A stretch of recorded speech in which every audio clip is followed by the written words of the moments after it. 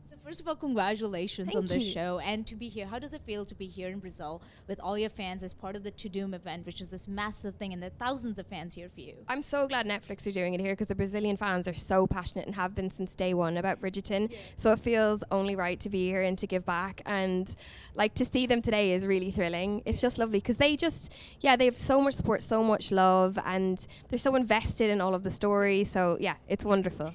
You've been a part of this incredible show, which has such a fan following, as we've talked about. How has your life specifically changed as you've been on this journey with the character as well? Do you know what? It's really funny because it does sort of affect you in a way. Like in season 1, a lot of the time, Penelope's at a ball alone, and it is weirdly lonely to do that, and it does make you feel a bit like, oh. And then, it continues through season 2 and she's not really sure of herself. And then in season 3, it's about her stepping out of the shadows and into the light. And it was like a profound experience, actually. It was really beautiful. Yeah, it was a wonderful journey to go on. So what have you learned about yourself, that you didn't know before you took on a role of such magnitude? Oh, gosh. Yeah, I think there's something about her learning her worth and valuing that's quite like a wonderful privilege to have to go through that journey with her and then to have it for yourself.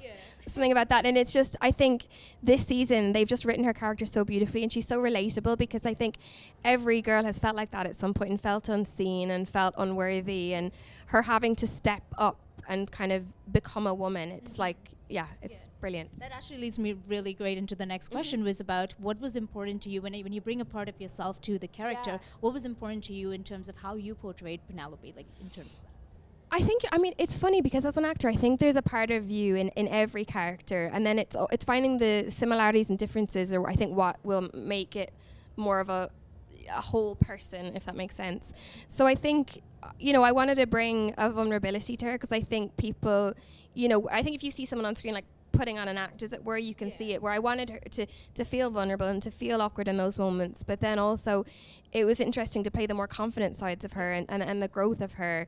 I think she's probably taught me more this season than I taught her, if that makes sense. That's incredible. And you can see the vulnerability when you play that role as well, the confidence that comes through. Has that given you more confidence in terms of how you carry yourself in the world? I mean, sometimes it does make you question. Also, I think you live with these characters for so long. We start prep, like months and months before, and then we're filming for like 8-9 months. So you're living with them for such a long time. So you're in it. Yeah, towards the end, I was like, whoa, it was huge experience. So when you have been on this entire journey, bringing yourself this character, who has been your ride or die throughout this entire thing? It's been Luke Newton. He's been so amazing. Like he's really sad he's not here, and I'm really sad he's not here. He's doing amazing. He's doing a play in London, but he's good at. I'm sending him updates every 10 minutes, so he knows. But I've known him now for 4 years, and we sort of didn't ever know if it would get to our season. And having a friend there and someone you can trust and text and laugh about intimate scenes with, like that's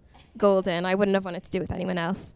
Do you have a memorable fan interaction that you'll always carry with you in terms of? Oh my goodness! Because the Bridgerton fans are pretty hardcore and one of the best, I would say, in terms of the shows that are there. I've had people go like, "Oh my God, you're Lady Whistledown!" I'd be like, "Well, that's the secret. Don't be telling everyone." Yeah, I get that quite a bit. Yeah, someone the other day got very confused and went, she was a little drunk. She went, "You are Charlotte." And I was like, I see the Queen Charlotte to Bridgerton pipeline in your head, but you've not quite landed on the right. And Did you tell her that? I just went, yes. I'll be Charlotte. It's all right. Awesome. Yeah. And one last thing we have from our fans is they want to know is, have you ever had any royal run-ins?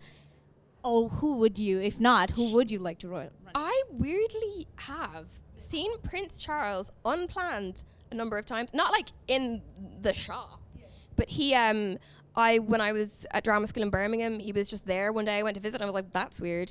And then he also like visited really near my home back in Ireland. He like once drove past my like parents' house. So weirdly, yeah. Oh, he's the king now. Yes. King Charles, you're obsessed with me. Stop following me everywhere. Yeah. You're like, hey, you're here again. I think there was a third one, but I can't remember. But yeah, he's everywhere I am. That's amazing. Yeah. Well, congratulations. I feel like Thank this you. is a royal run-in for me. Oh this gosh, is more important. not at Yeah, all. for No, sure. India's here. The real queen's here. I did I'm merely a lady. this presence that you're all able the way you occupy the space is Oh, just gosh. a different thing about it. Yeah. Oh that's God, awesome. I don't know about that, but thank you. No, it is. It is true. It is true. Congratulations once Thank you again. very And I much. can't wait to see the next season. Me too. Thank you. Thank you. So much.